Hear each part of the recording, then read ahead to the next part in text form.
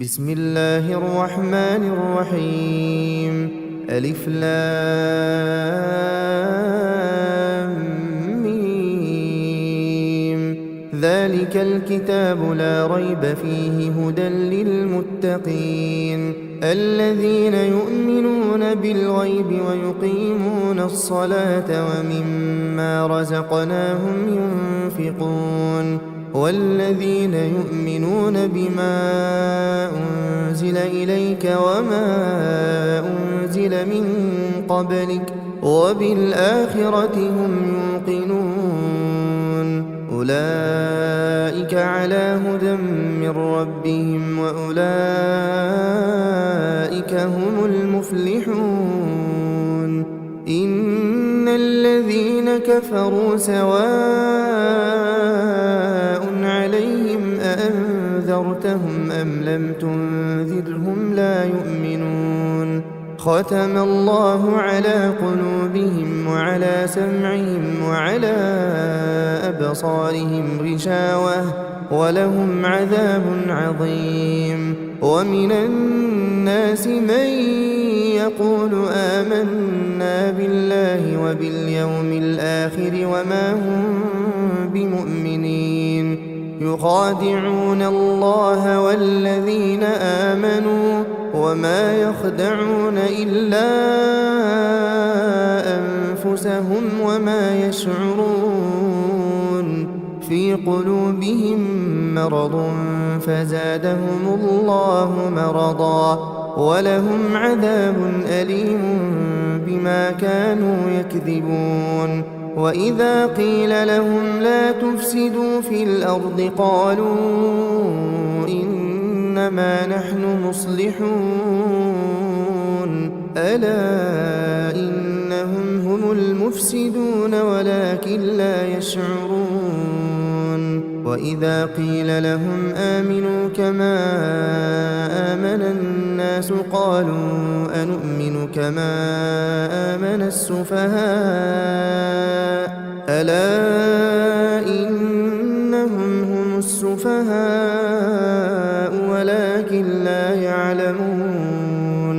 وإذا لقوا الذين آمنوا قالوا آمنا وإذا خلوا إلى شياطينهم قالوا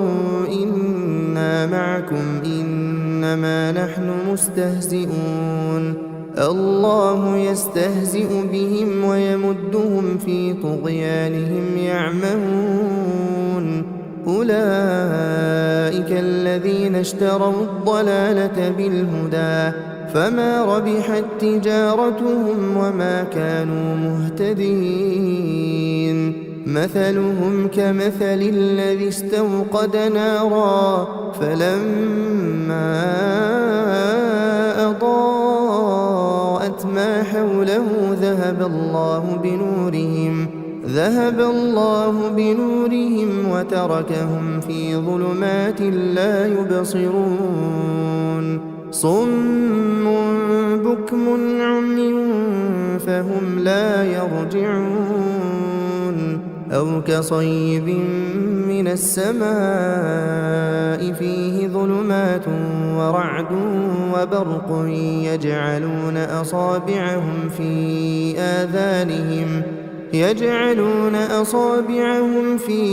آذانهم من الصواعق حذر الموت والله محيط بالكافرين. يكاد البرق يخطف أبصارهم كلما أضاء لهم مشوا فيه وإذا أظلم عليهم قاموا ولو شاء الله لذهب بسمعهم وأبصارهم إن الله على كل شيء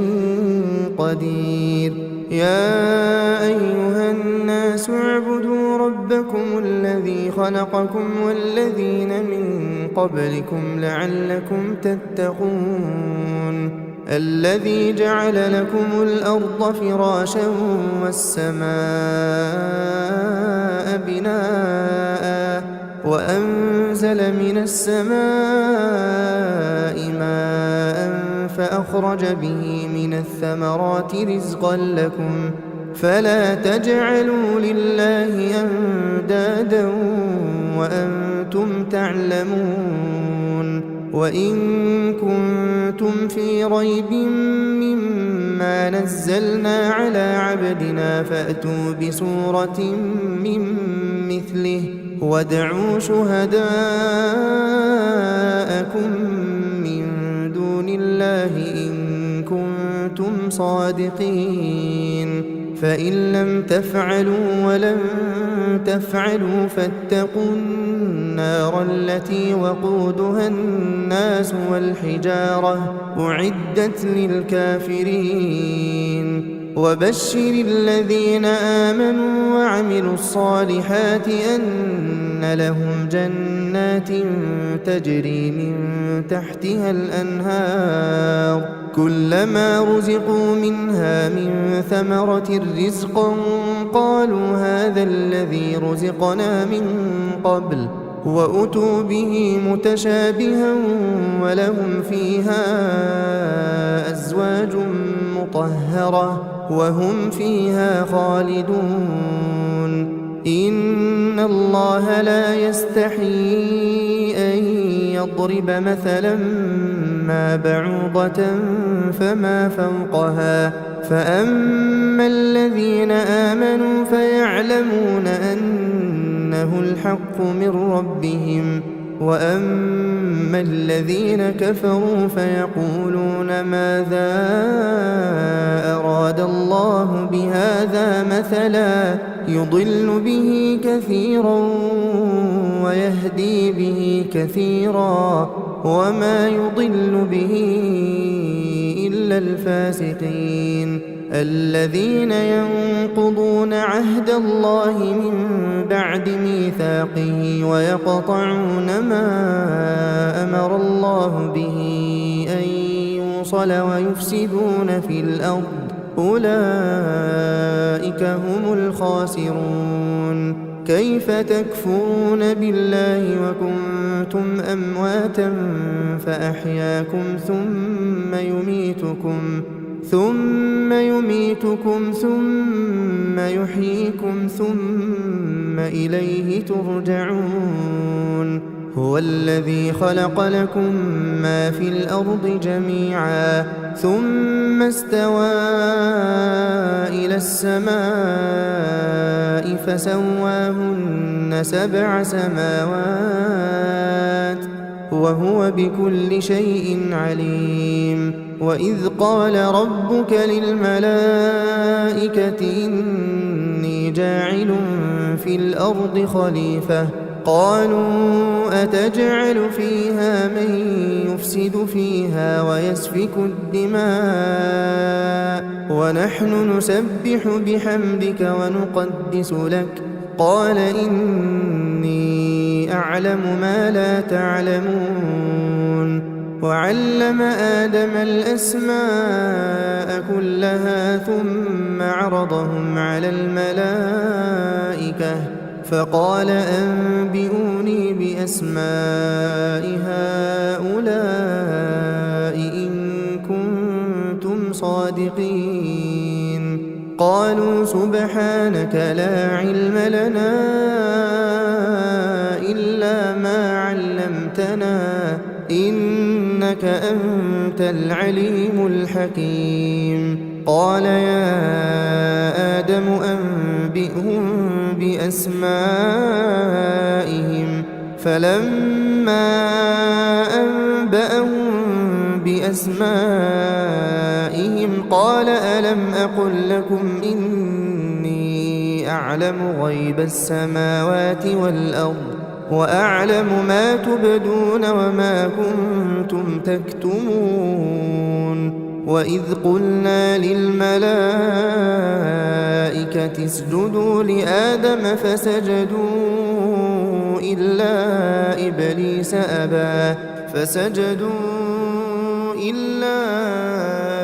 إبليس أبى واستكبر وكان من الكافرين وقلنا يا آدم اسكن أنت أنت وزوجك الجنة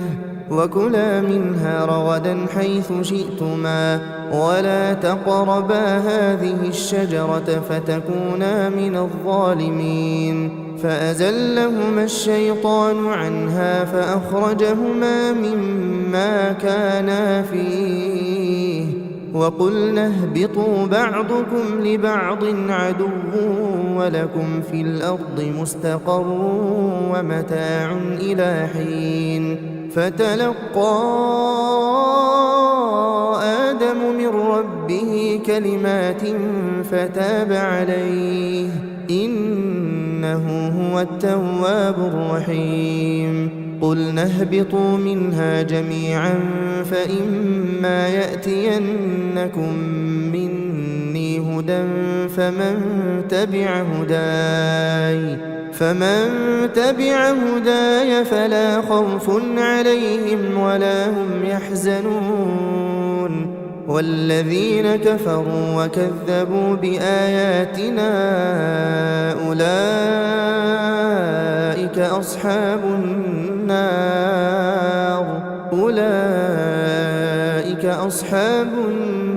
هم فيها خالدون يا بني إسرائيل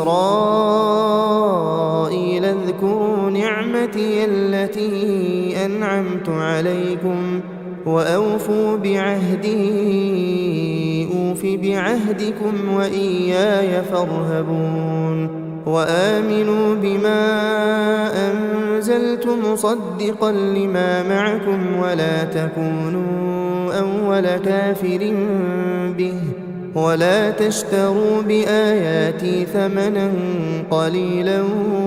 وإياي فاتقون ولا تلبسوا الحق بالباطل وتكتموا الحق وأنتم تعلمون وأقيموا الصلاة وآتوا الزكاة واركعوا مع الراكعين أتأمرون الناس بالبر وتنسون أنفسكم وأنتم تتلون الكتاب أفلا تعقلون واستعينوا بالصبر والصلاة وإنها لكبيرة إلا على الخاشعين الذين يظنون أنهم ملاقو ربهم وأنهم إليه راجعون يا بني إسرائيل اذكروا نعمتي التي أنعمت عليكم وأني فضلتكم على العالمين واتقوا يوما لا تجزي نفس عن نفس شيئا ولا يقبل منها شفاعة ولا يؤخذ منها عدل ولا هم ينصرون وإذ نجيناكم من آل فرعون يسومونكم سوء العذاب يذبحون أبناءكم ويستحيون نساءكم وفي ذلكم بلاء من ربكم عظيم وإذ فرقنا بكم البحر فأنجيناكم وأغرقنا آل فرعون وأنتم تنظرون وإذ واعدنا موسى 40 ليلة ثم اتخذتم العجل من بعده وأنتم ظالمون ثم عفونا عنكم من بعد ذلك لعلكم تشكرون وإذ آتينا موسى الكتاب والفرقان لعلكم تهتدون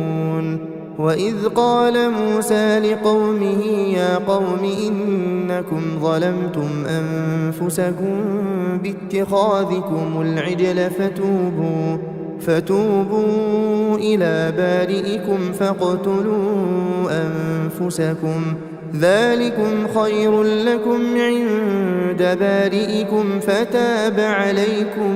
إنه هو التواب الرحيم وإذ قلتم يا موسى لن نؤمن لك حتى نرى الله جهرة فأخذتكم الصاعقة وأنتم تنظرون ثم بعثناكم من بعد موتكم لعلكم تشكرون وظللنا عليكم الغمام وأنزلنا عليكم المن والسلوى كلوا من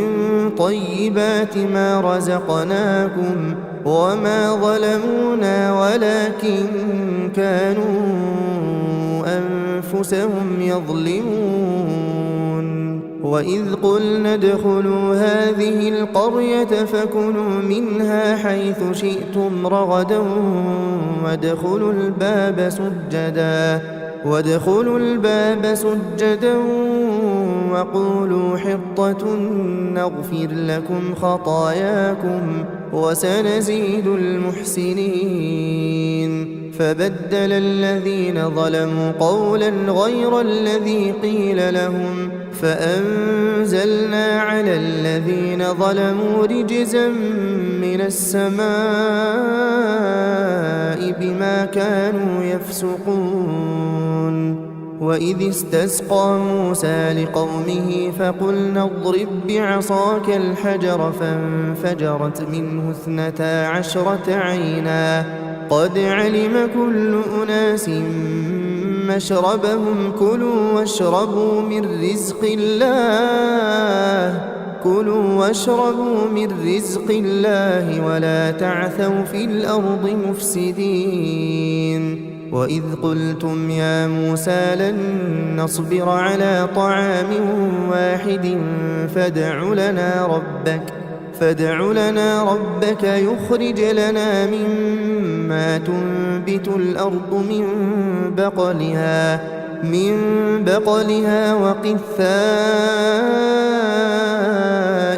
وفومها وعدسها وبصلها قال أتستبدلون الذي هو أدنى بالذي هو خير اهبطوا مصرا فإن لكم ما سألتم وضربت عليهم الذلة والمسكنة وباءوا بغضب من الله ذلك بأنهم كانوا يكفرون بآيات الله ويقتلون النبيين بغير الحق ذلك بما عصوا وكانوا يعتدون إن الذين آمنوا والذين هادوا والنصارى والصابئين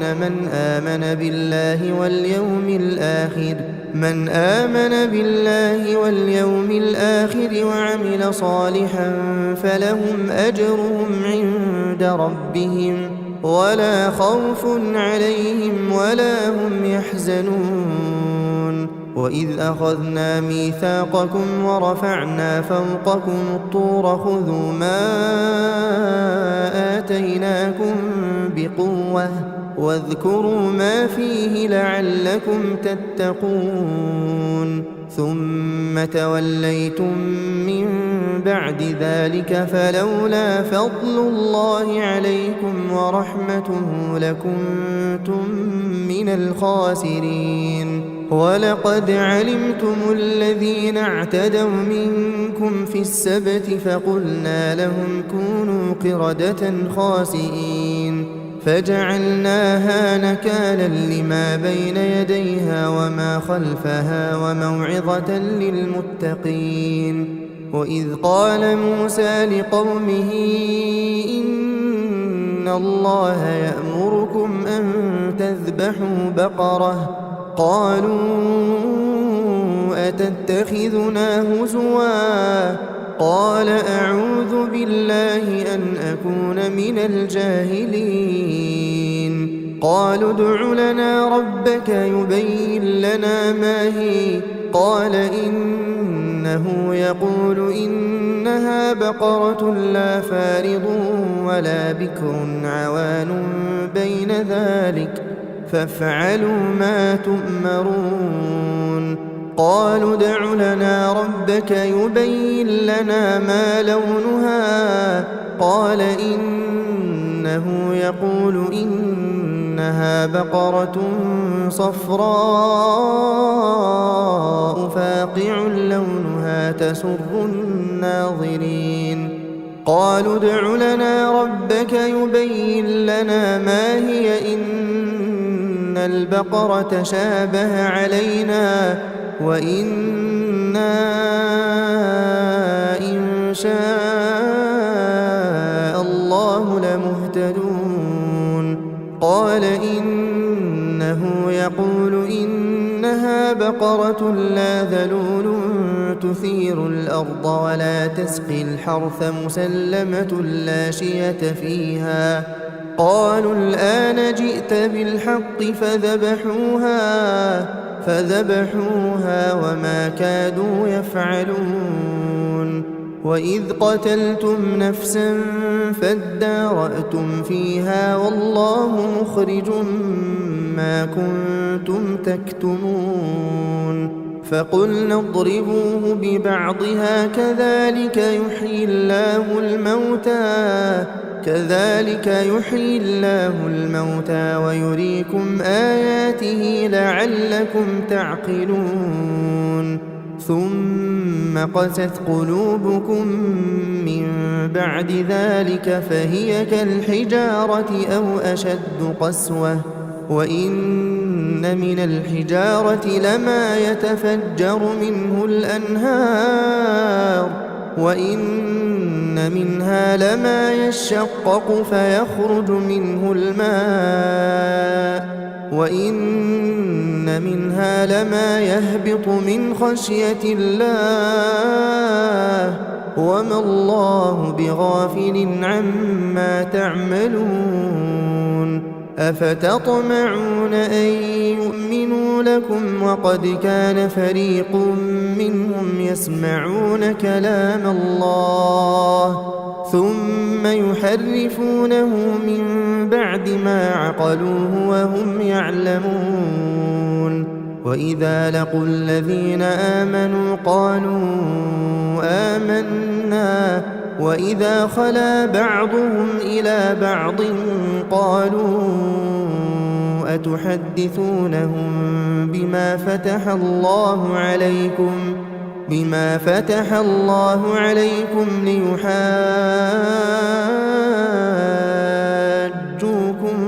به عند ربكم أفلا تعقلون.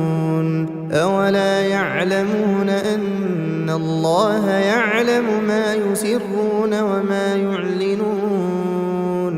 ومنهم أميون لا يعلمون الكتاب إلا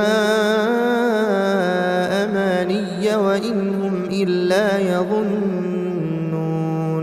فويل للذين يكتبون الكتاب بأيديهم ثم يقولون هذا من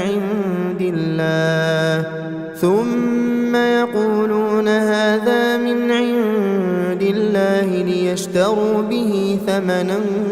قليلا فويل لهم مما كتبت أيديهم وويل لهم مما يكسبون. وقالوا لن تمسنا النار إلا أياما معدودة قل أتخذتم عند الله عهدا فلن يخلف الله عهده أم تقولون على الله ما لا تعلمون. بلى من كسب سيئة وأحاطت به خطيئته فأولئك أصحاب النار هم فيها خالدون. والذين آمنوا وعملوا الصالحات أولئك أصحاب الجنة هم فيها خالدون. وإذ أخذنا ميثاق بني إسرائيل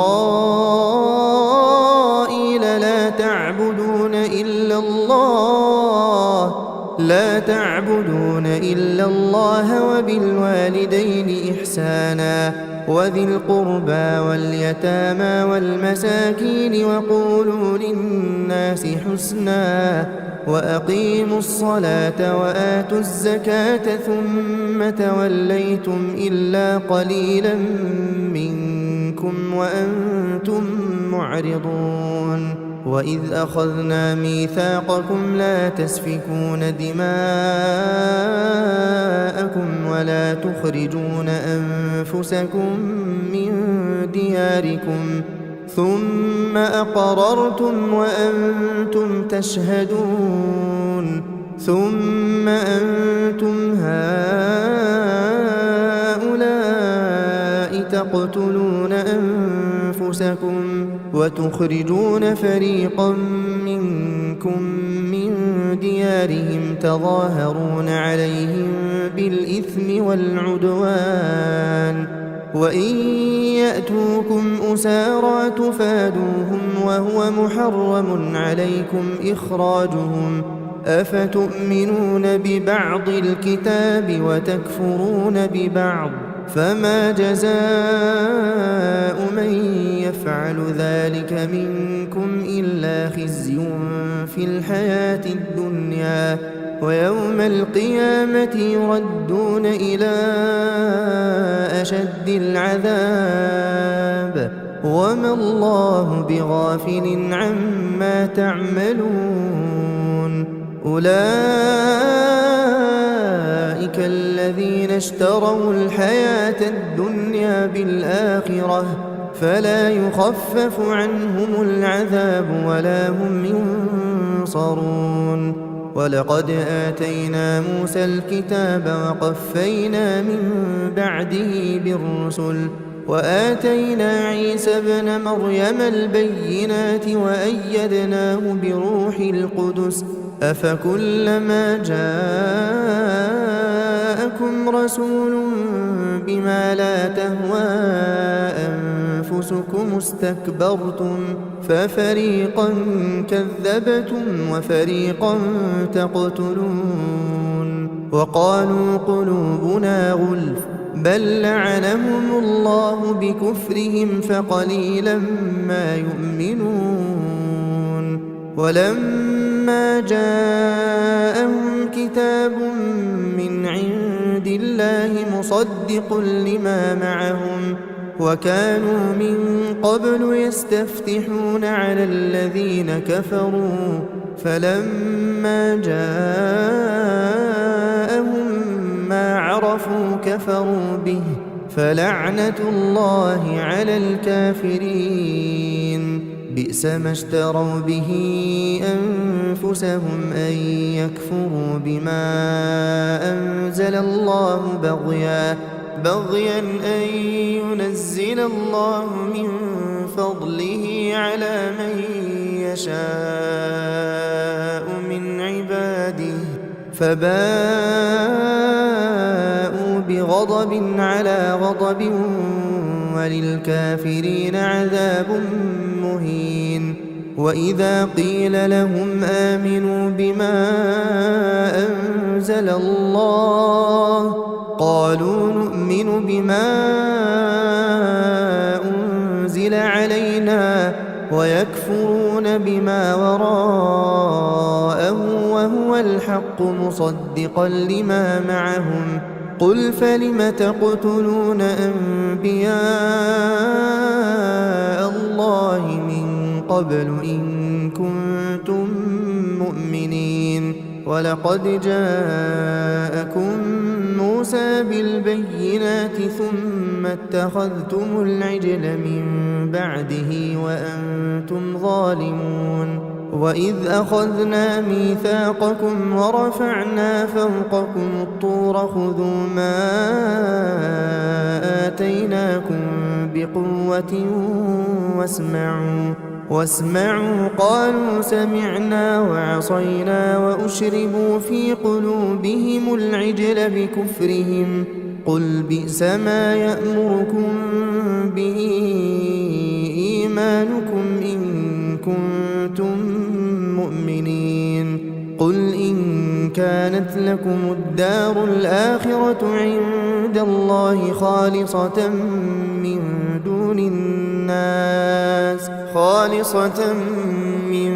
دون الناس فتمنوا الموت إن كنتم صادقين ولن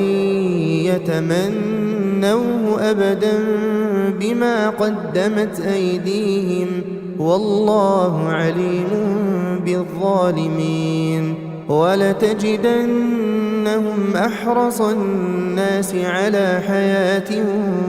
ومن الذين أشركوا يود أحدهم لو يعمر 1000 سنة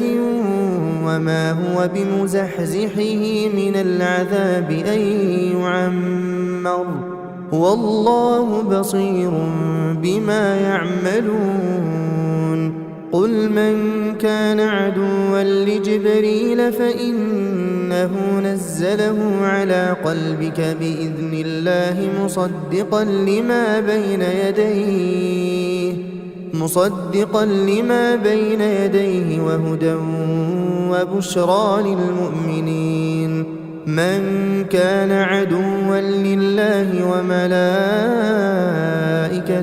ورسله وجبريل وميكال فإن الله عدو للكافرين ولقد أنزلنا إليك آيات بينات وما يكفر بها إلا الفاسقون أوكلما عاهدوا عهدا نبذه فريق منهم بل أكثرهم لا يؤمنون ولما جاءهم رسول من عند الله مصدق لما معهم نبذ فريق من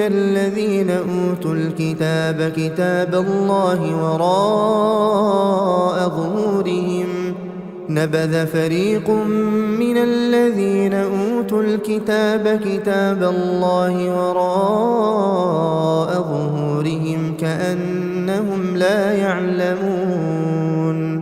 واتبعوا ما تتلو الشياطين على ملك سليمان وما كفر سليمان ولكن الشياطين كفروا يعلمون الناس السحر وما أنزل على الملكين ببابل هاروت وماروت وما يعلمان من أحد حتى يقولا إنما نحن فتنة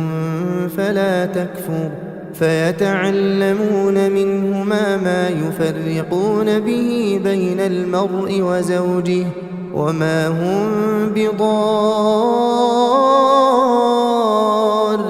به من أحد إلا بإذن الله ويتعلمون ما يضرهم ولا ينفعهم ولقد علموا لمن اشتراه ما له في الآخرة من خلاق ولبئس ما شروا به أنفسهم لو كانوا يعلمون ولو أنهم آمنوا واتقوا لمثوبة من عند الله خير لو كانوا يعلمون يا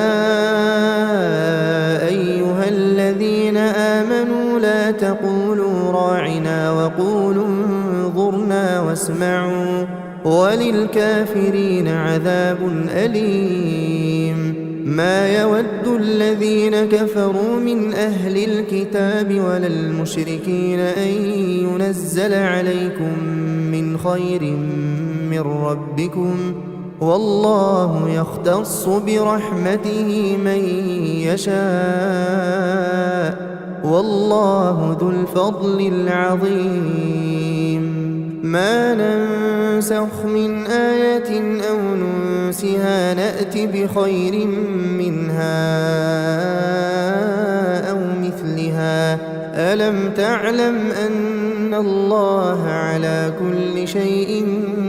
قدير ألم تعلم أن الله له ملك السماوات والأرض وما لكم من دون الله من ولي ولا نصير أم تريدون أن تسألوا رسولكم كما سئل موسى من قبل ومن يتبدل الكفر بالإيمان فقد ضل سواء السبيل ود كثير من أهل الكتاب لو يردونكم من بعد إيمانكم كفارا حسدا من عند أنفسهم من بعد ما تبين لهم الحق فاعفوا واصفحوا حتى يأتي الله بأمره إن الله على كل شيء قدير وأقيموا الصلاة وآتوا الزكاة وما تقدموا لأنفسكم من خير تجدوه عند الله إن الله بما تعملون بصير وقالوا لن يدخل الجنة إلا من كان هودا أو نصارى تلك أمانيهم قل هاتوا برهانكم إن كنتم صادقين بلى من أسلم وجهه لله وهو محسن فله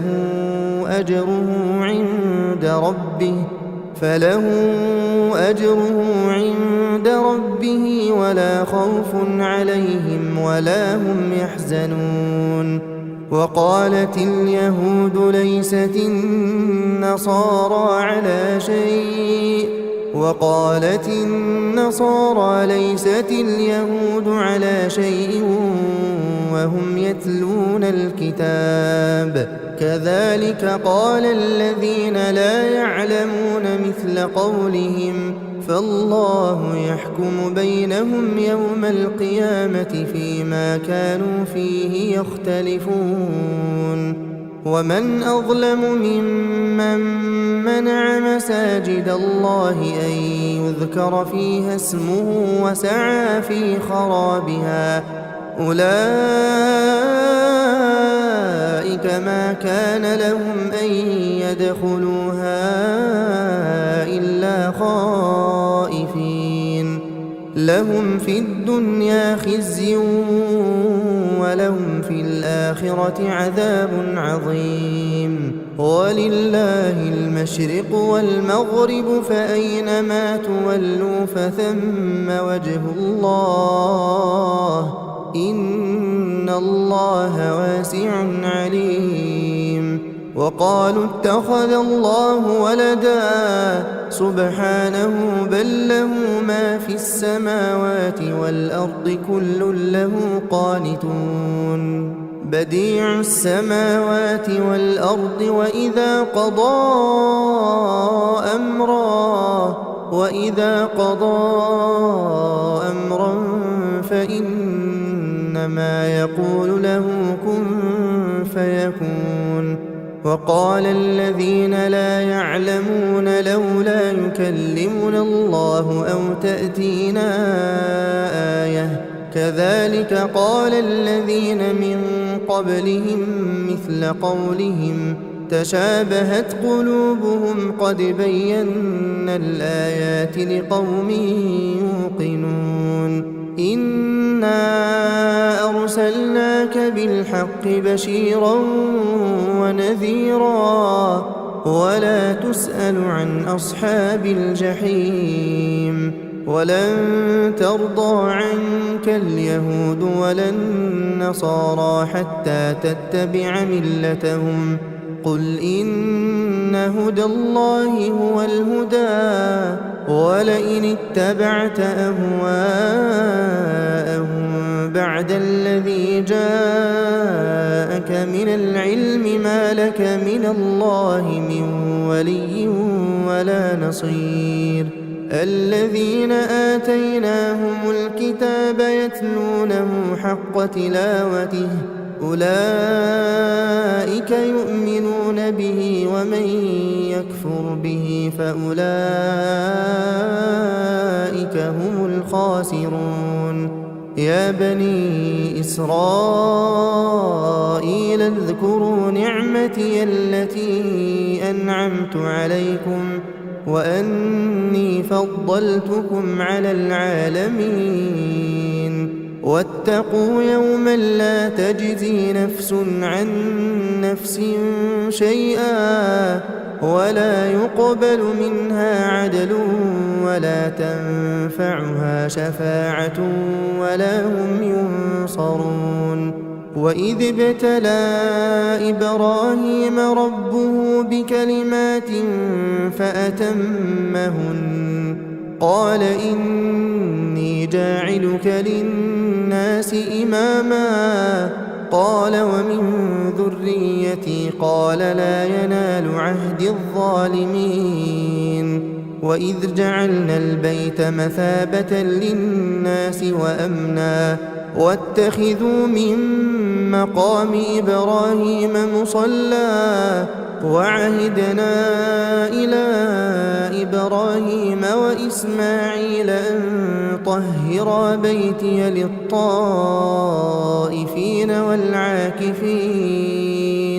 للطائفين والعاكفين والركع السجود وإذ قال إبراهيم رب اجعل هذا بلدا آمنا وارزق أهله من الثمرات من آمن منهم بالله واليوم الآخر قال ومن كفر فأمتعه قليلا ثم أضطره إلى عذاب النار وبئس المصير وإذ يرفع إبراهيم القواعد من البيت وإسماعيل ربنا تقبل منا إنك أنت السميع العليم ربنا واجعلنا مسلمين لك ومن ذريتنا أمة مسلمة لك وأرنا مناسكنا وتب علينا إنك أنت التواب الرحيم ربنا وابعث فيهم رسولا منهم يتلو عليهم آياتك ويعلمهم الكتاب والحكمة ويزكيهم إنك أنت العزيز الحكيم ومن يرغب عن ملة إبراهيم إلا من سفه نفسه ولقد اصطفيناه في الدنيا وإنه في الآخرة لمن الصالحين إذ قال له ربه أسلم قال أسلمت لرب العالمين ووصى بها إبراهيم بنيه ويعقوب يا بني إن الله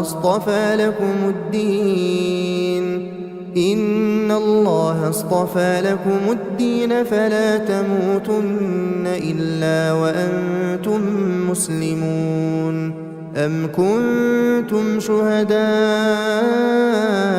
إذ حضر يعقوب الموت إذ قال لبنيه ما تعبدون من بعدي قالوا نعبد إلهك وإله آبائك إبراهيم وإسماعيل وإسحاق إلها واحدا ونحن له مسلمون تلك أمة قد خلت لها ما كسبت ولكم ما كسبتم ولا تسألون عما كانوا يعملون وقالوا كونوا هودا أو نصارى تهتدوا قل بل ملة إبراهيم حنيفا وما كان من المشركين قولوا آمنا بالله وما أنزل إلينا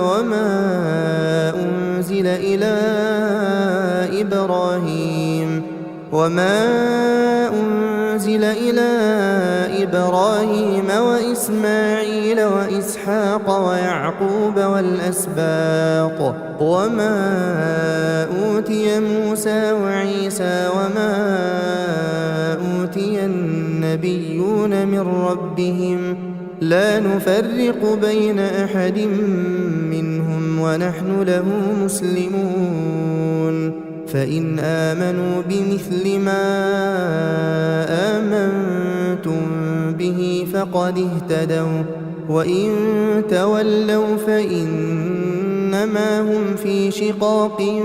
فسيكفيكهم الله وهو السميع العليم صبغة الله ومن أحسن من الله صبغة ونحن له عابدون قل أتحاجوننا في الله وهو ربنا وربكم ولنا أعمالنا ولكم أعمالكم ونحن له مخلصون أم تقولون إن إبراهيم وإسماعيل وإسحاق ويعقوب والأسباط كانوا هودا أو نصارى قل أأنتم أعلم أم الله ومن أظلم ممن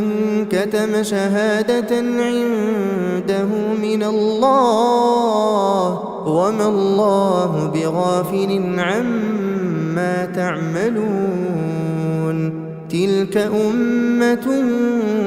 قد خلت لها ما كسبت ولكم ما كسبتم ولا تسألون عما كانوا يعملون سيقول السفهاء من الناس ما ولاهم عن قبلتهم التي كانوا عليها قل لله المشرق والمغرب يهدي من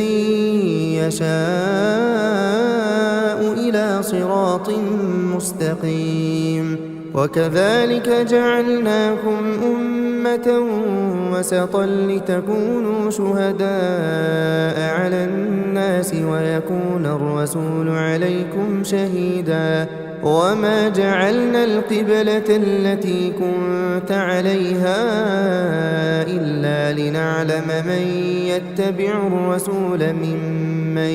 ينقلب على عقبيه وإن كانت لكبيرة إلا على الذين هدى الله وما كان الله ليضيع إيمانكم إن الله بالناس لرءوف رحيم قد نرى تقلب وجهك في السماء فلنولينك قبلة ترضاها فول وجهك شطر المسجد الحرام وحيث ما كنتم فولوا وجوهكم شطره وإن الذين أوتوا الكتاب ليعلمون أنه الحق من ربهم وما الله بغافل عما يعملون ولئن أتيت الذين أوتوا الكتاب بكل آية ما تبعوا قبلتك وما أنت بتابع قبلتهم وما بعضهم بتابع قبلة بعض ولئن اتبعت أهواءهم من بعد ما جاءك من العلم إنك إذا لمن الظالمين. الذين آتيناهم الكتاب يعرفونه كما يعرفون أبناءهم وإن فريقا منهم ليكتمون الحق وهم يعلمون. الحق من ربك فلا تكونن من الممترين. ولكل وجهة هو موليها فاستبقوا الخيرات أينما تكونوا يأت بكم الله جميعا إن الله على كل شيء قدير. ومن حيث خرجت فول وجهك شطر المسجد الحرام وإنه للحق من ربك وما الله بغافل عما تعملون. ومن حيث خرجت فول وجهك شطر المسجد الحرام وحيث ما كنتم فولوا وجوهكم شطره لئلا يكون للناس عليكم حجة إلا الذين ظلموا منهم فلا تخشوهم واخشوني ولأتم نعمتي عليكم ولعلكم تهتدون. كما أرسلنا فيكم رسولا منكم يتلو عليكم آياتنا ويزكيكم ويعلمكم الكتاب والحكمة ويعلمكم ما لم تكونوا تعلمون. فاذكروني أذكركم واشكروا لي ولا تكفرون. يا أيها الذين آمنوا استعينوا بالصبر والصلاة إن الله مع الصابرين. ولا تقولوا لمن يقتل في سبيل الله أموات بل أحياء ولكن لا تشعرون. ولنبلونكم بشيء من الخوف والجوع ونقص من الأموال والأنفس والثمرات وبشر الصابرين الذين إذا أصابتهم مصيبة قالوا إنا لله وإنا إليه راجعون. أولئك عليهم صلوات من ربهم ورحمة وأولئك هم المهتدون. إن الصفا والمروة من شعائر الله فمن حج البيت أو اعتمر فلا جناح عليه أن يطوف بهما ومن تطوع خيرا فإن الله شاكر عليم. إن الذين يكتمون ما أنزلنا من البينات والهدى من بعد ما بيناه للناس في الكتاب أولئك يلعنهم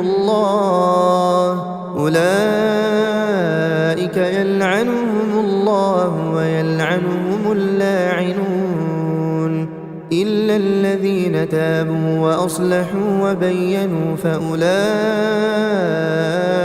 أتوب عليهم وأنا التواب الرحيم. إن الذين كفروا وماتوا وهم كفار أولئك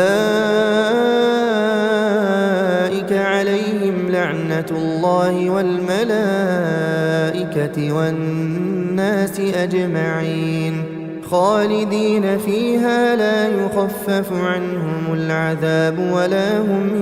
ينظرون. وإلهكم إله واحد لا إله إلا هو الرحمن الرحيم إن في خلق السماوات والأرض واختلاف الليل والنهار والفلك التي تجري في البحر بما ينفع الناس وما أنزل الله من السماء من ماء فأحيا به الأرض بعد موتها وبث فيها من كل دابة وتصريف الرياح والسحاب المسخر بين السماء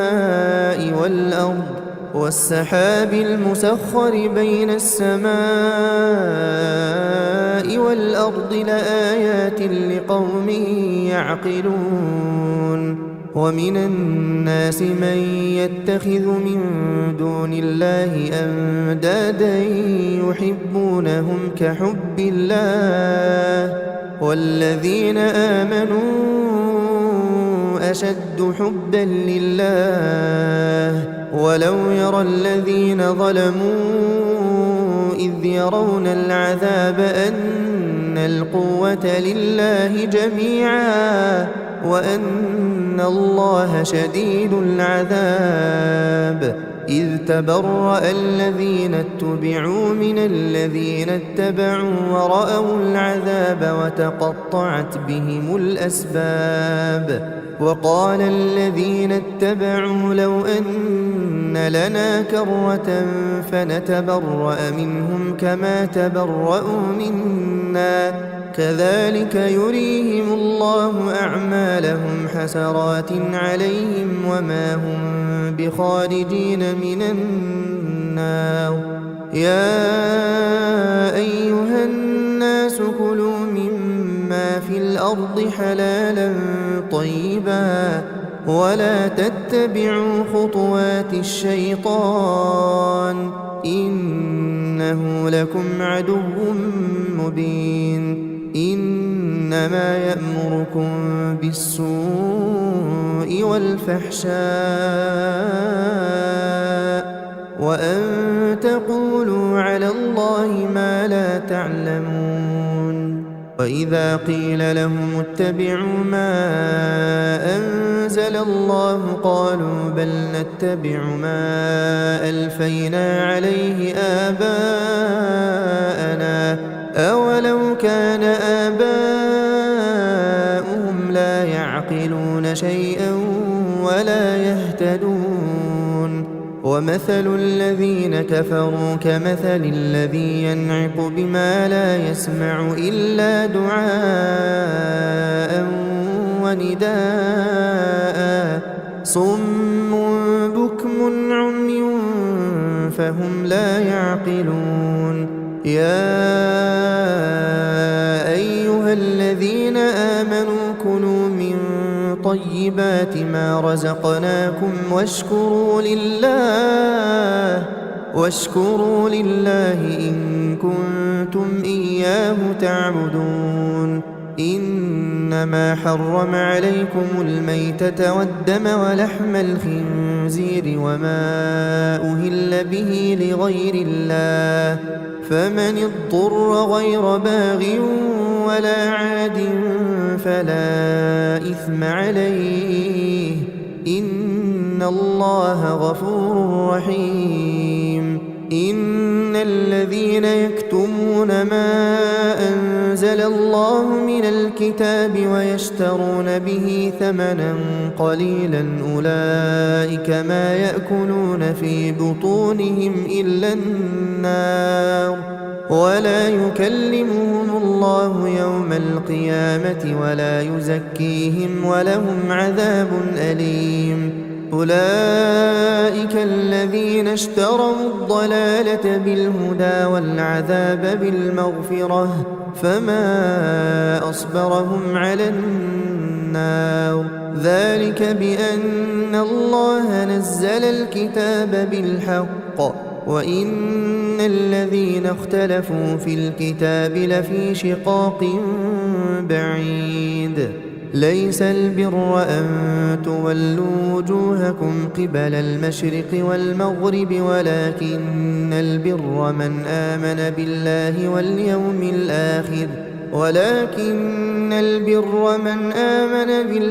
واليوم الآخر والملائكة والكتاب والنبيين وآتى المال على حبه ذوي القربى واليتامى والمساكين وابن السبيل والسائلين وفي الرقاب وأقام الصلاة وآتى الزكاة والموفون بعهدهم إذا عاهدوا والصابرين في البأساء والضراء وحين البأس أولئك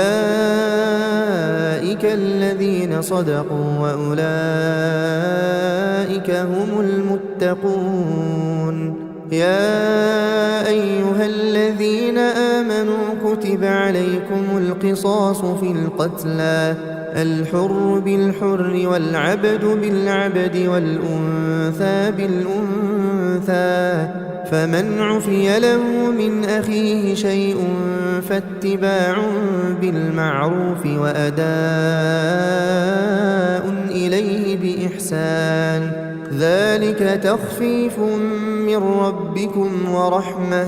فمن اعتدى بعد ذلك فله عذاب أليم. ولكم في القصاص حياة يا أولي الألباب لعلكم تتقون. كتب عليكم إذا حضر أحدكم الموت إن ترك خيرا الوصية للوالدين والأقربين بالمعروف حقا على المتقين فمن بدله بعدما سمعه فإنما إثمه على الذين يبدلونه إن الله سميع عليم. فمن خاف من موص جنفا أو إثما فأصلح بينهم فلا إثم عليه إن الله غفور رحيم. يا أيها الذين آمنوا كتب عليكم الصيام كما كتب على الذين من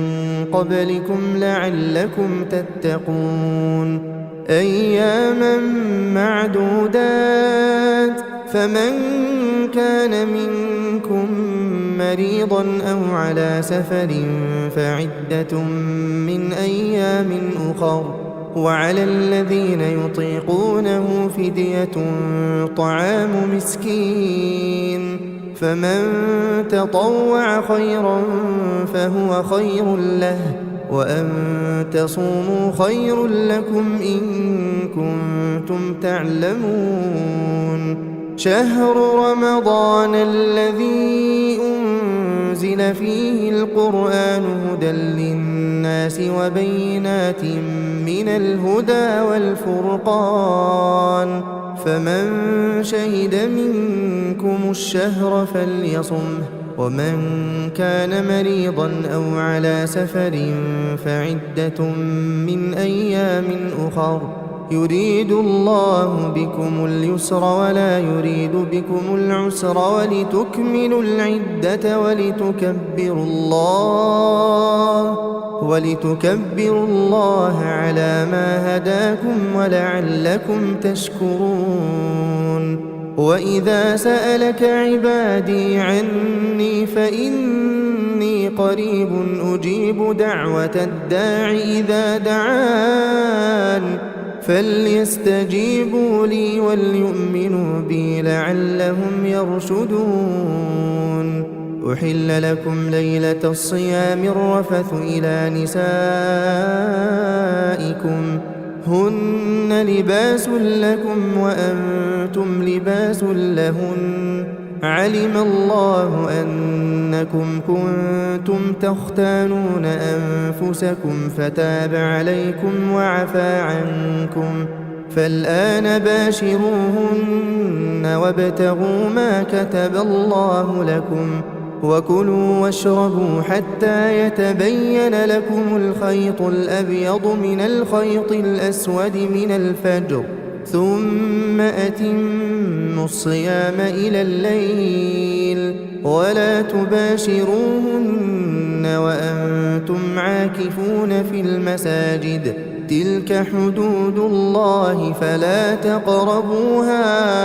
كذلك يبين الله آياته للناس لعلهم يتقون ولا تأكلوا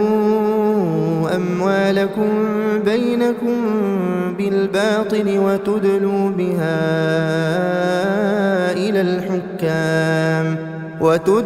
بها إلى الحكام لتأكلوا فريقا من أموال الناس بالإثم وأنتم تعلمون يسألونك عن الأهلة قل هي مواقيت للناس والحج وليس البر بأن تأتوا البيوت من ظهورها ولكن البر من اتقى وأتوا البيوت من أبوابها واتقوا الله لعلكم تفلحون وقاتلوا في سبيل الله الذين يقاتلونكم ولا تعتدوا إن الله لا يحب المعتدين واقتلوهم حيث ثقفتموهم وأخرجوهم من حيث أخرجوكم والفتنة أشد من القتل ولا تقاتلوهم عند المسجد الحرام حتى يقاتلوكم فيه فإن قاتلوكم فاقتلوهم كذلك جزاء الكافرين فإن انتهوا فإن الله غفور رحيم وقاتلوهم حتى لا تكون فتنة ويكون الدين لله فإن انتهوا فلا عدوان إلا على الظالمين الشهر الحرام بالشهر الحرام والحرمات قصاص فمن اعتدى عليكم فاعتدوا عليه بمثل ما اعتدى عليكم واتقوا الله واعلموا أن الله مع المتقين وأنفقوا في سبيل الله ولا تلقوا بأيديكم إلى التهلكة وأحسنوا إن الله يحب المحسنين وأتموا الحج والعمرة لله فإن أحصرتم فما استيسر من الهدي ولا تحلقوا رؤوسكم حتى يبلغ الهدي محله فمن كان منكم مريضا أو به أذى من رأسه ففدية من صيام أو صدقة أو نسك فإذا أمنتم فمن تمتع بالعمرة إلى الحج فما استيسر من الهدي فمن لم يجد فصيام 3 أيام في الحج و7 إذا رجعتم تلك 10 كاملة ذلك لمن لم يكن أهله حاضر المسجد الحرام واتقوا الله واعلموا أن الله شديد العقاب الحج أشهر معلومات فمن فرض فيهن الحج فلا رفث ولا فسوق ولا جدال في الحج وما تفعلوا من خير يعلمه الله وتزودوا فإن خير الزاد التقوى واتقون يا أولي الألباب ليس عليكم جناح أن تبتغوا فضلا من ربكم فإذا أفضتم من عرفات فاذكروا الله عند المشعر الحرام واذكروه كما هداكم وإن كنتم من قبله لمن الضالين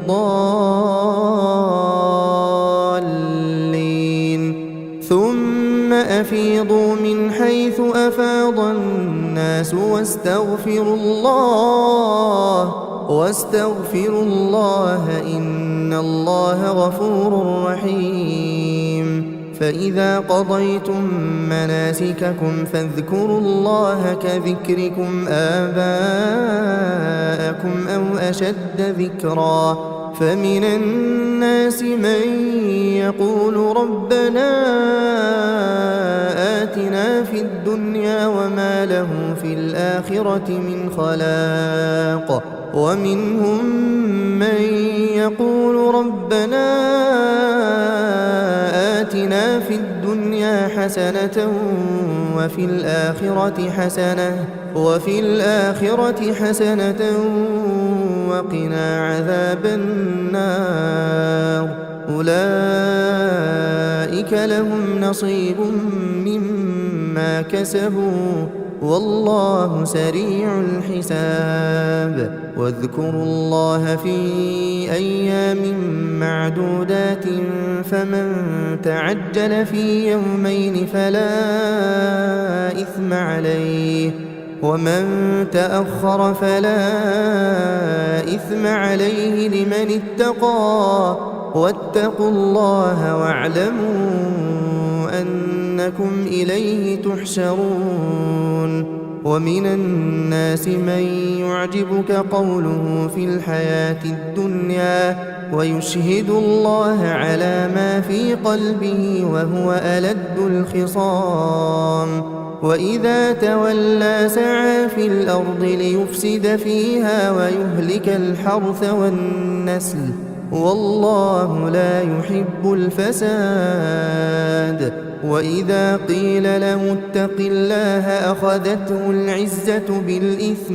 فحسبه جهنم ولبئس المهاد ومن الناس من يشري نفسه ابتغاء مرضات الله والله رؤوف بالعباد يا أيها الذين آمنوا ادخلوا في السلم كافة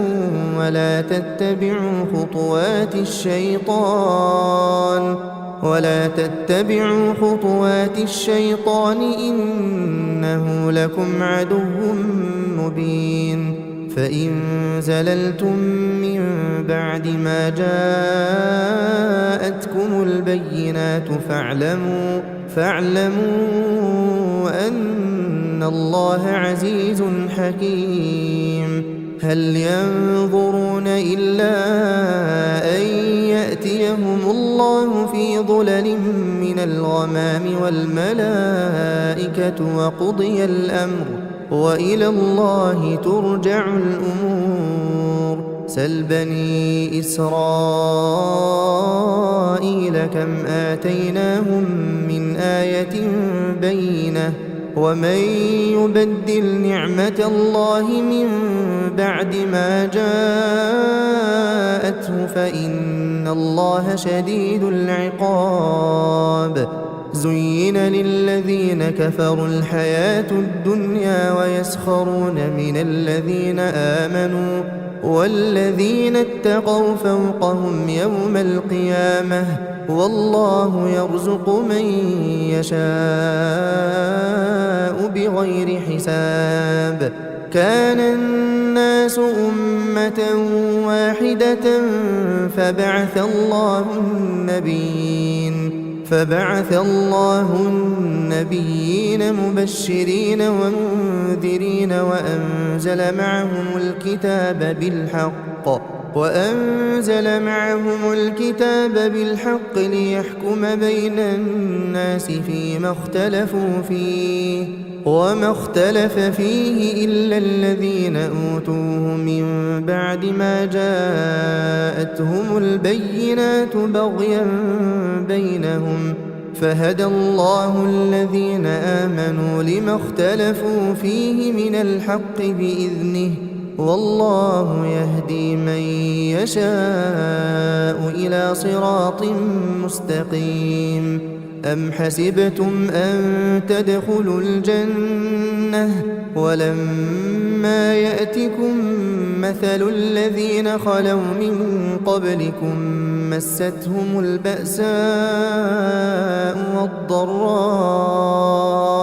وزلزلوا حتى يقول الرسول والذين آمنوا معه متى نصر الله ألا إن نصر الله قريب يسألونك ماذا ينفقون قل ما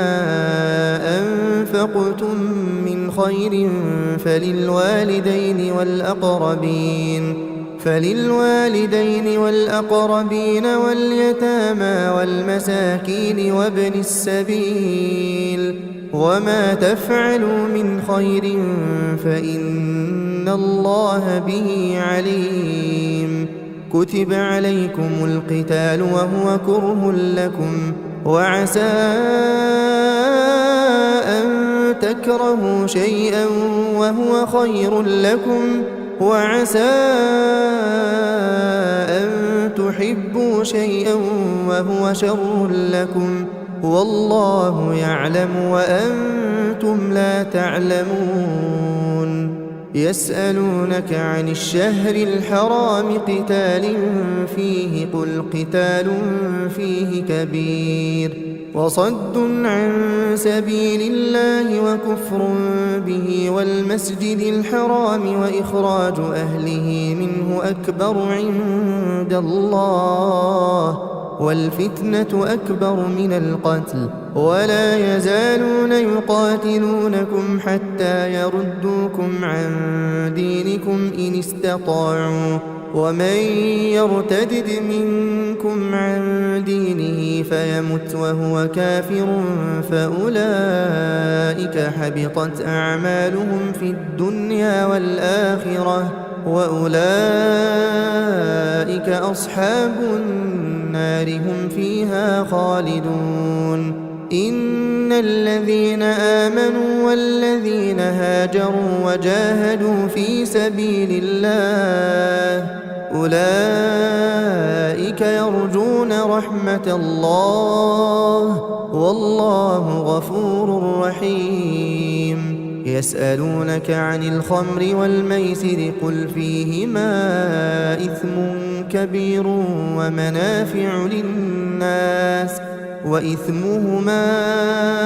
أكبر من نفعهما ويسألونك ماذا ينفقون قل العفو كذلك يبين الله لكم الآيات لعلكم تتفكرون في الدنيا والآخرة ويسألونك عن اليتامى قل إصلاح لهم خير وإن تخالطوهم فإخوانكم والله يعلم المفسد من المصلح ولو شاء الله لأعنتكم إن الله عزيز حكيم ولا تنكحوا المشركات حتى يؤمن ولأمة مؤمنة خير من مشركة ولو أعجبتكم ولا تنكحوا المشركين حتى يؤمنوا ولعبد مؤمن خير من مشرك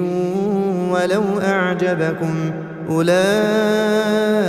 يدعون إلى النار والله يدعو إلى الجنة والمغفرة بإذنه ويبين آياته للناس لعلهم يتذكرون ويسألونك عن المحيض قل هو أذى فاعتزلوا النساء في المحيض ولا تقربوهن حتى يطهرن فإذا تطهرن فأتوهن من حيث أمركم الله إن الله يحب التوابين ويحب المتطهرين نساؤكم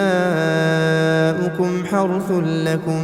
فأتوا حرثكم أنى شئتم وقدموا لأنفسكم واتقوا الله واعلموا أنكم ملاقوه وبشر المؤمنين ولا تجعلوا الله عرضة لأيمانكم أن تبروا وتتقوا وتصلحوا بين الناس والله سميع عليم لا يؤاخذكم الله باللغو في أيمانكم ولكن يؤاخذكم بما كسبت قلوبكم والله غفور حليم للذين يؤلون من نسائهم تربص 4 أشهر فإن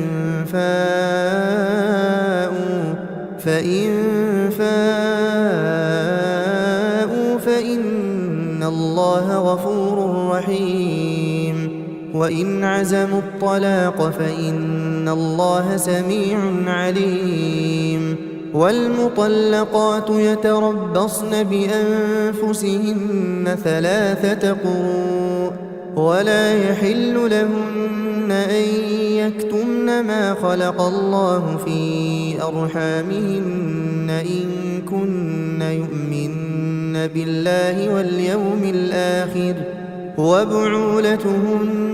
أحق بردهن في ذلك إن أرادوا إصلاحا ولهن مثل الذي عليهن بالمعروف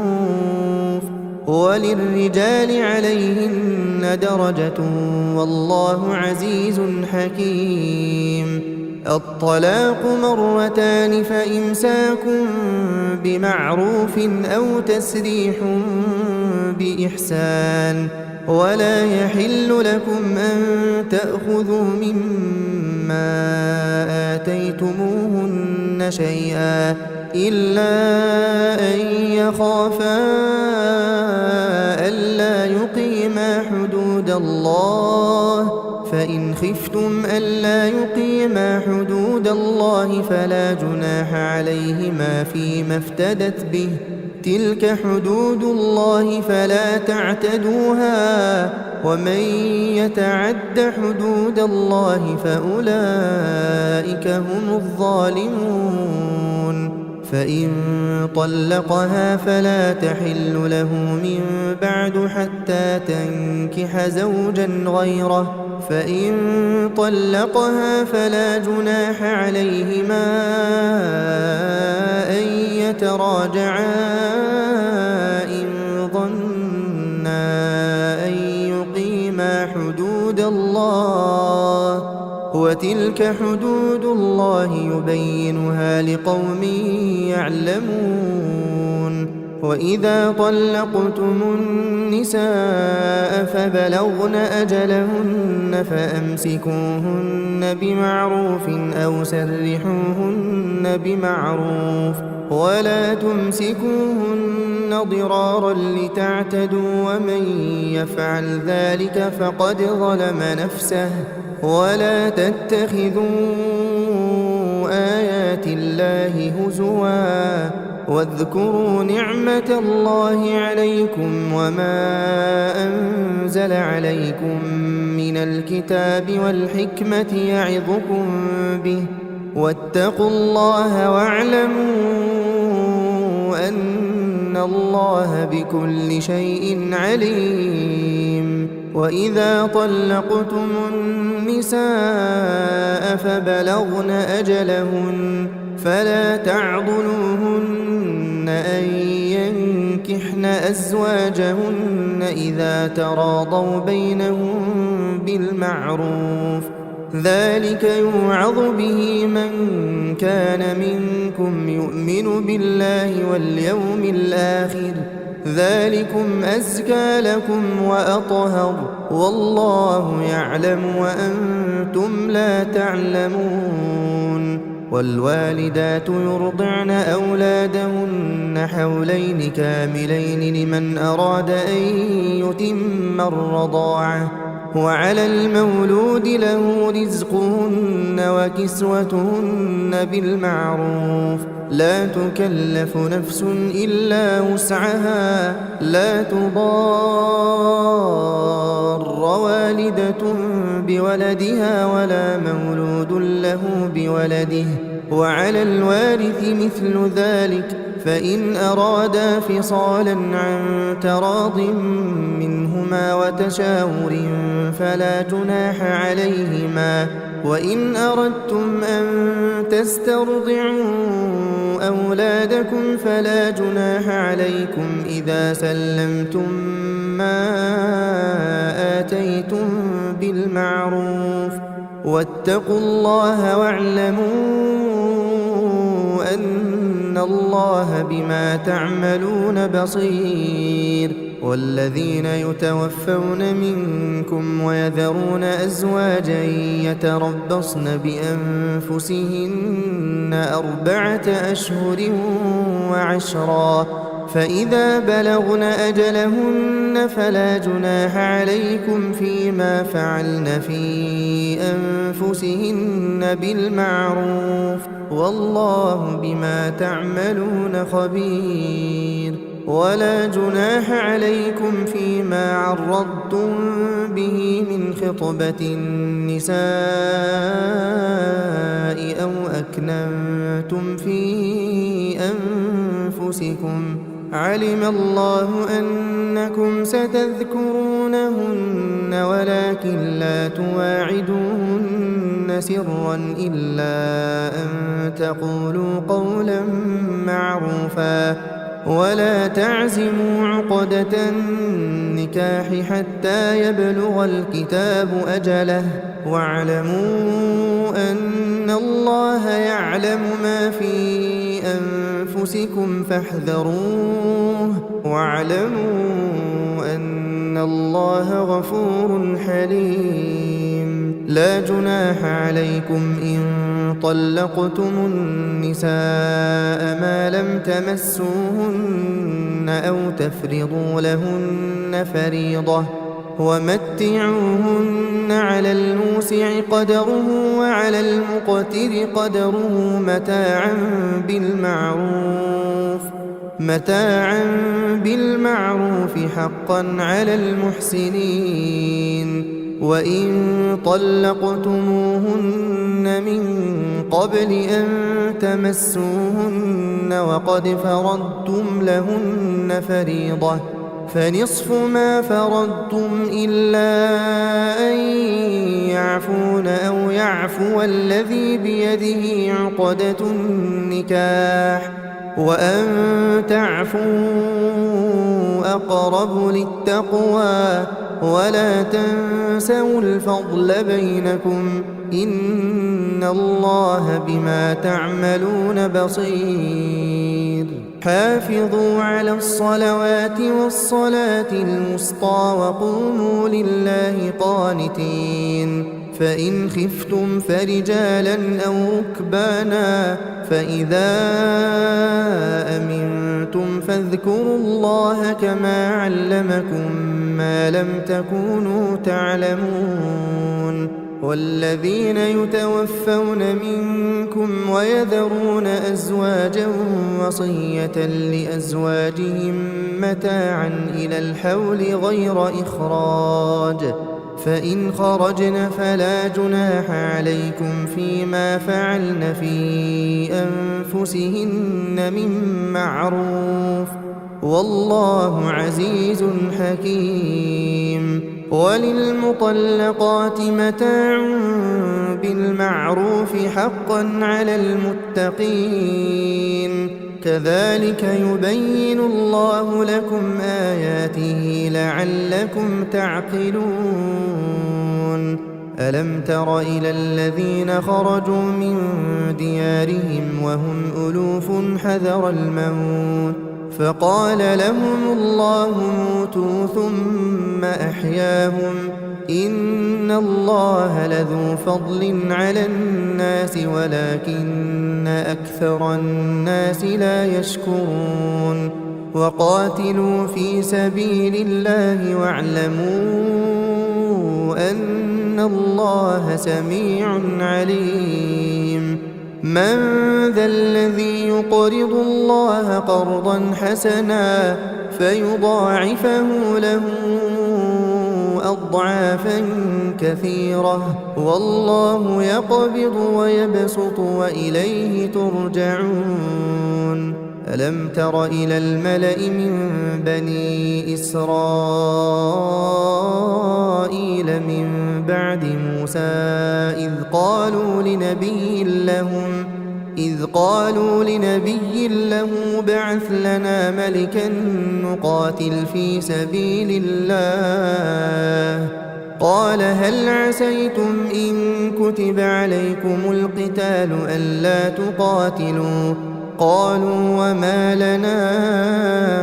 ألا نقاتل في سبيل الله وقد أخرجنا من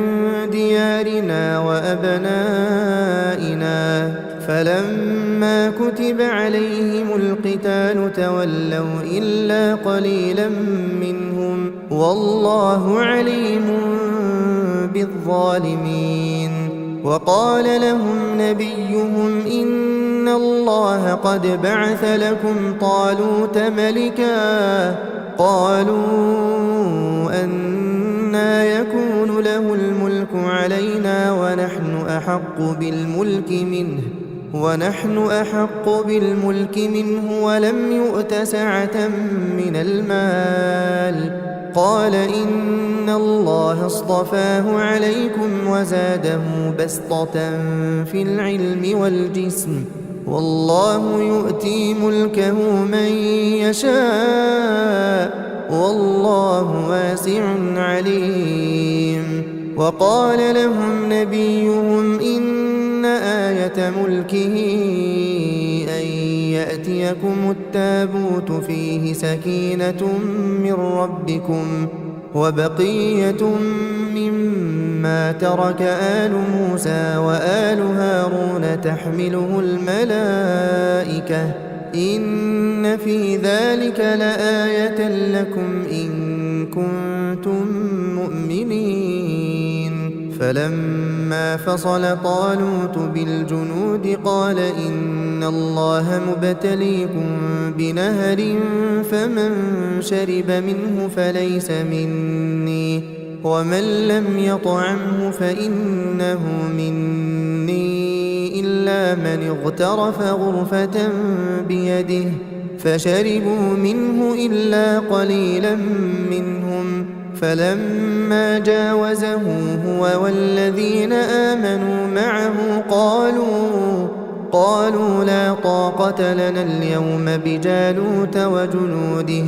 قال الذين يظنون أنهم ملاقو الله كم من فئة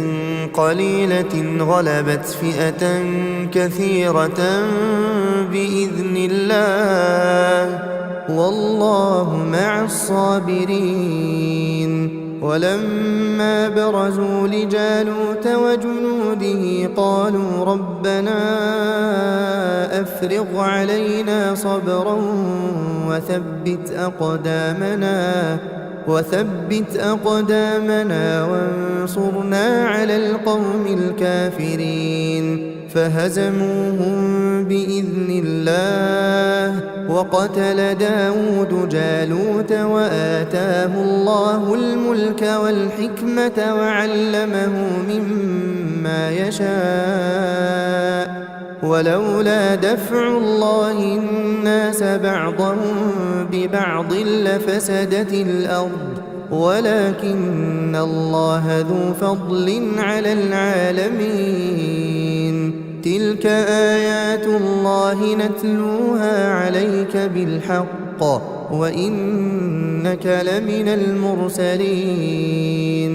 تلك الرسل فضلنا بعضهم على بعض منهم من كلم الله ورفع بعضهم درجات وآتينا عيسى ابن مريم البينات وأيدناه بروح القدس ولو شاء الله ما اقتتل الذين من بعدهم من بعد ما جاءتهم البينات ولكن اختلفوا فمنهم من آمن ومنهم من كفر ولو شاء الله ما اقتتلوا ولكن الله يفعل ما يريد يا أيها الذين آمنوا أنفقوا مما رزقناكم من قبل أن يأتي يوم لا بيع فيه ولا خلة ولا شفاعة والكافرون هم الظالمون الله لا إله إلا هو الحي القيوم لا تأخذه سنة ولا نوم له ما في السماوات وما في الأرض من ذا الذي يشفع عنده إلا بإذنه يعلم ما بين أيديهم وما خلفهم ولا يحيطون بشيء من علمه إلا بما شاء وسع كرسيه السماوات والأرض ولا يؤوده حفظهما وهو العلي العظيم لا إكراه في الدين قد تبين الرشد من الغي فمن يكفر بالطاغوت ويؤمن بالله فقد استمسك بالعروة الوثقى لا انفصام لها والله سميع عليم الله ولي الذين آمنوا يخرجهم من الظلمات إلى النور والذين كفروا أولياؤهم الطاغوت يخرجونهم من النور إلى الظلمات أولئك أصحاب النار هم فيها خالدون ألم تر إلى الذي حاج إبراهيم في ربه أن آتاه الله الملك إذ قال إبراهيم ربي الذي يحيي ويميت قال أنا أحيي وأميت قال إبراهيم فإن الله يأتي بالشمس من المشرق فأت بها من المغرب فبهت الذي كفر والله لا يهدي القوم الظالمين أو كالذي مر على قرية وهي خاوية على عروشها قال أنى يحيي هذه الله بعد موتها فأماته الله 100 عام ثم بعثه قال كم لبثت قال لبثت يوما أو بعض يوم قال بل لبثت 100 عام فانظر إلى طعامك وشرابك لم يتسنه وانظر إلى حمارك ولنجعلك آية للناس وانظر إلى العظام كيف ننشزها ثم نكسوها لحما فلما تبين له قال أعلم أن الله على كل شيء قدير وإذ قال إبراهيم رب أرني كيف تحيي الموتى قال أولم تؤمن قال بلى ولكن ليطمئن قلبي قال فخذ 4 من الطير فصرهن إليك ثم اجعل على كل جبل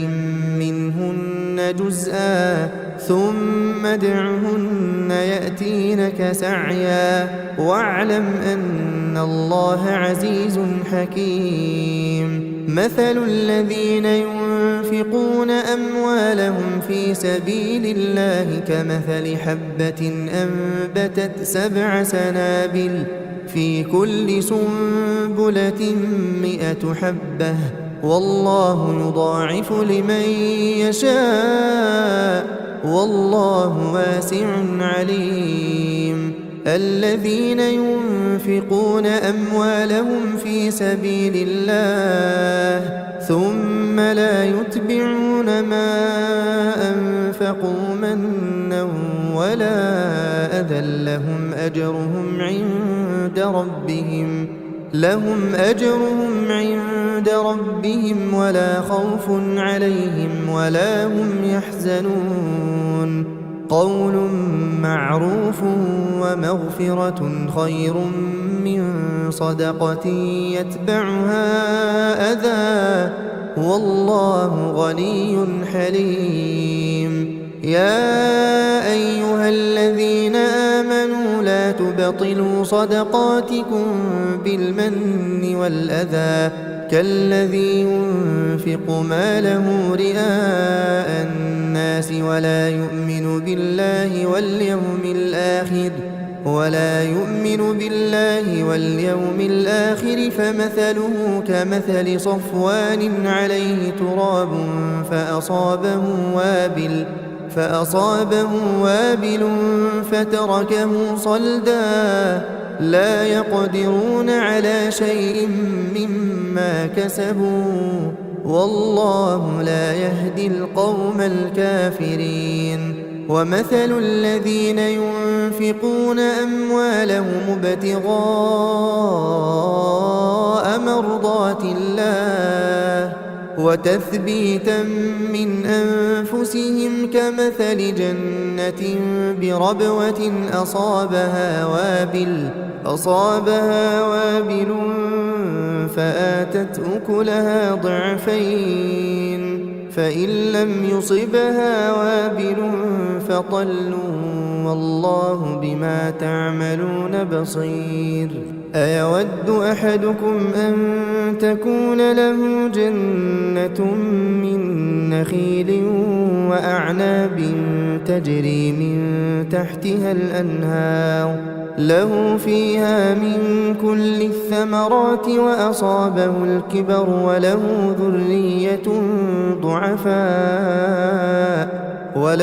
ذرية ضعفاء فأصابها إعصار فيه نار فاحترقت كذلك يبين الله لكم الآيات لعلكم تتفكرون. يا أيها الذين آمنوا أنفقوا من طيبات ما كسبتم ومما أخرجنا لكم من الأرض ولا تيمموا الخبيث منه تنفقون ولستم بآخذيه إلا أن تغمضوا فيه واعلموا أن الله غني حميد. الشيطان يعدكم الفقر ويأمركم بالفحشاء والله يعدكم مغفرة منه وفضلا والله واسع عليم. يؤتي الحكمة من يشاء ومن يؤت الحكمة فقد أوتي خيرا كثيرا وما يذكر إلا أولو الألباب. وما أنفقتم من نفقة أو نذرتم من نذر فإن الله يعلمه وما للظالمين من أنصار. إن تبدوا الصدقات فنعما هي وإن تخفوها وتؤتوها الفقراء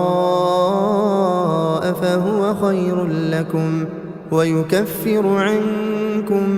من سيئاتكم والله بما تعملون خبير ليس عليك هداهم ولكن الله يهدي من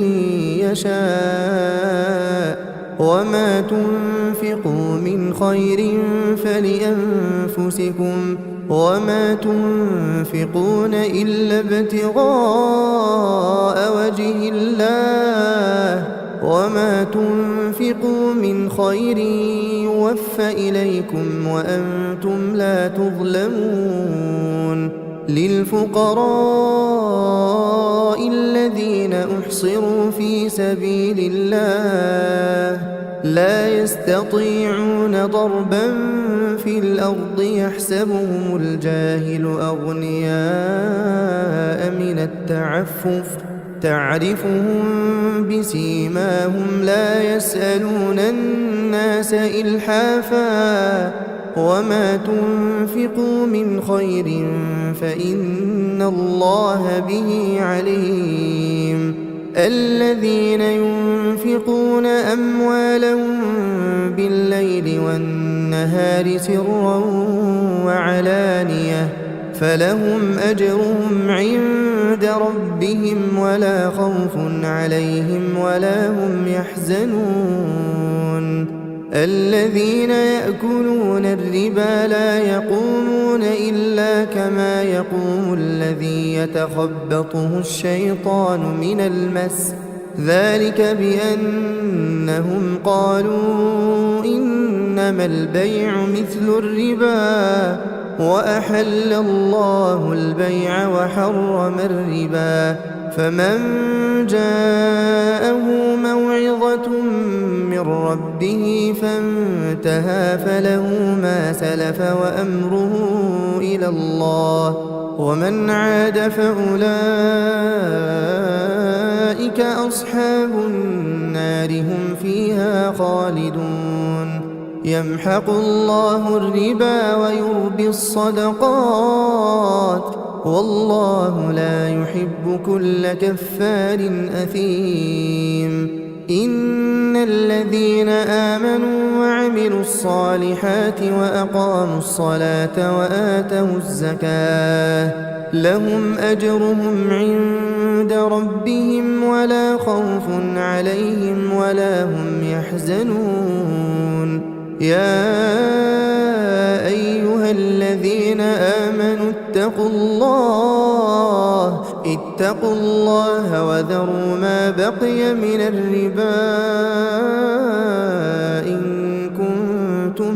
مؤمنين فإن لم تفعلوا فأذنوا بحرب من الله ورسوله وإن تبتم فلكم رؤوس أموالكم لا تظلمون ولا تظلمون وإن كان ذو عسرة فنظرة إلى ميسرة وأن تصدقوا خير لكم إن كنتم تعلمون واتقوا يوما ترجعون فيه إلى الله ثم توفى كل نفس ما كسبت وهم لا يظلمون يا أيها الذين آمنوا إذا تداينتم بدين إلى أجل مسمى فاكتبوه وليكتب بينكم كاتب بالعدل ولا يأب كاتب أن يكتب كما علمه الله فليكتب وليملل الذي عليه الحق وليتق الله ربه ولا يبخس منه شيئا فإن كان الذي عليه الحق سفيها أو ضعيفا أو لا يستطيع أن يمل هو فليملل وليه بالعدل واستشهدوا شهيدين من رجالكم فإن لم يكونا رجلين فرجل وامرأتان ممن ترضون من الشهداء أن تضل إحداهما فتذكر إحداهما الأخرى ولا يأبى الشهداء إذا ما دعوا ولا تسأموا أن تكتبوه صغيرا أو كبيرا إلى أجله ذلكم أقسط عند الله وأقوم للشهادة وأدنى ألا ترتابوا إلا أن تكون تجارة حاضرة تديرونها بينكم فليس عليكم جناح ألا تكتبوها وأشهدوا إذا تبايعتم ولا يضار كاتب ولا شهيد وإن تفعلوا فإنه فسوق بكم واتقوا الله ويعلمكم الله والله بكل شيء عليم وإن كنتم على سفر ولم تجدوا كاتبا فرهان مقبوضة فإن أمن بعضكم بعضا فليؤد الذي اؤتمن أمانته وليتق الله ربه ولا تكتموا الشهادة ومن يكتمها فإنه آثم قلبه والله بما تعملون عليم لله ما في السماوات وما في الأرض وإن تبدوا ما في أنفسكم أو تخفوه يحاسبكم به الله فيغفر لمن يشاء ويعذب من يشاء والله على كل شيء قدير آمن الرسول بما أنزل إليه من ربه والمؤمنون كل آمن بالله وملائكته وكتبه ورسله لا نفرق بين أحد من رسله وقالوا سمعنا وأطعنا غفرانك ربنا وإليك المصير لا يكلف الله نفسا إلا وسعها لها ما كسبت وعليها ما اكتسبت ربنا لا تؤاخذنا إن نسينا أو أخطأنا ربنا ولا تحمل علينا